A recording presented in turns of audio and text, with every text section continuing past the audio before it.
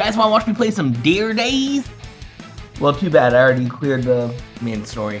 If you want to see the other routes, though, you guys know what to do. I'm thinking about recording Plant Boy using only Leonorn. So let's talk about good stuff, Kagero.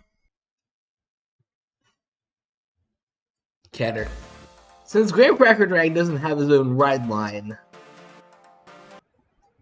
Yeah, false alarm. It's just some sort of wizard pope guy, and the Rideline is super specific for him.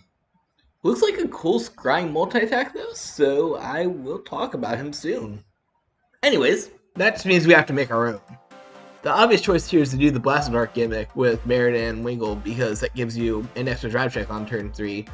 But if you're a cool kid and have these girls, you could literally have the freest Rideline in the world. Like, anytime you Persona Ride, just +2. Between Grand Grace's 3 skills, you get a 4th attack from the back row, a bunch of draw power, and it lets your back row get some power from the Persona Ride. So basically, it's Keter Magnolia.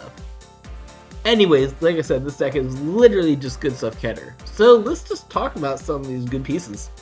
First of all, we gotta talk about these 3 good boys. They all serve a similar purpose of calling a card out of deck or searching a card out of deck. But I would definitely recommend at least playing Drilling Angel since he refills your soul, and this deck is going to be soul blasting almost like a Darkseid deck. That said, have fun finding this boy because there's a reason that the top playing Youthborg player just won Worlds with it.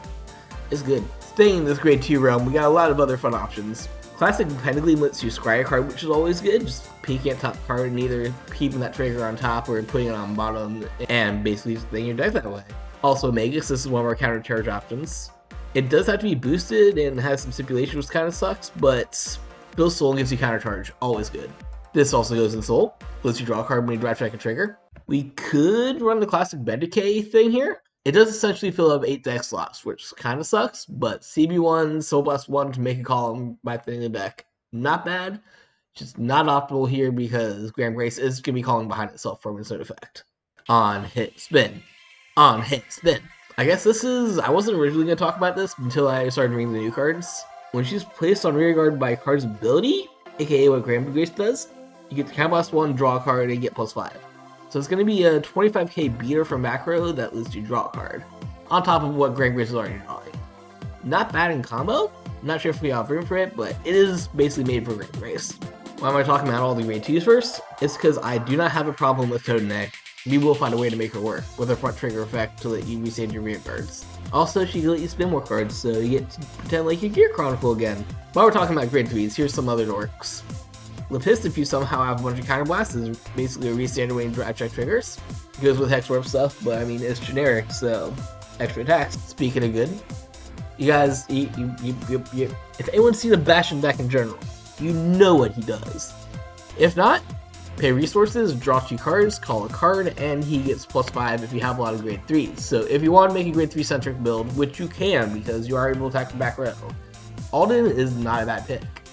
And of course, we have like the greatest generic card in all of Keter, just resist, counter charge, soul charge on hit, gives you on hit pressure, gives you immunity, gives you twin drive if you over trigger. It's a good card, you just run it. Oh yeah, I guess this is grade 3 too, isn't it? This is some new hotness for the set that lets you Persona Ride. That's its entire effect. It counts as a Persona Ride. You like to Persona Ride. I don't know what else I need to say about this card. Just have fun finding one. It's apparently expensive. And this is your other main order for the deck. I'm personally not a fan of it because it does force you to call 2, which makes the draw 2 basically a wash. But there's a decent amount of people that are hyping it up, so you might want to consider it. Okay, finally, a couple of great ones that we haven't mentioned yet. We got the classic, Soul Blast 1, retire and draw a card.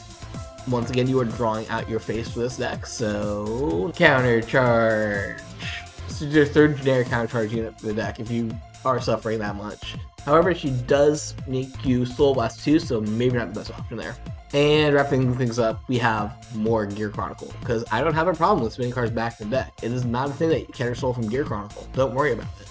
Here's what I'm running right now, because I wanted to try out a build that just abused Toadneck and lets you do a bunch of resands. But there's plenty of different ways to play this deck, so let me know down below what some of your strats are. Like, subscribe if you enjoyed, and until next time, always embrace the infinite. I just do a spin.